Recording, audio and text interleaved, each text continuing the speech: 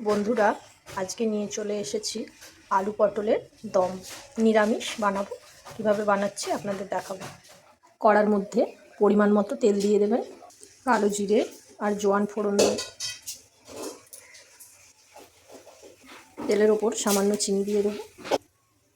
এবার আলু পটলগুলো দিয়ে দেবো।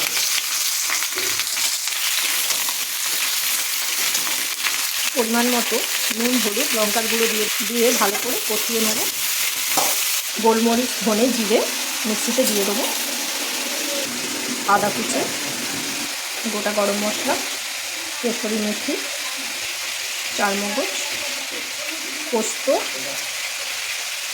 শুকনো লঙ্কা, টমেটো কুচি সব পেস্ট করে নেব।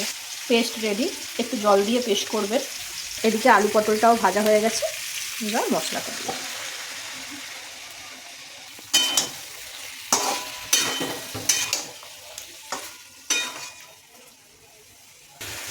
কালারটা খুব সুন্দর এসছে বন্ধুরা, আপনারাও দেখতে পাচ্ছেন।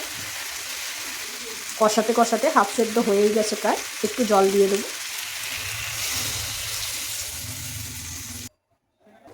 একটু ঢাকা লাগিয়ে দেবো সেদ্ধ হওয়ার জন্য। হয়ে গেছে রান্নাটা। নামানোর আগে একটু ঘি দিয়ে দেব।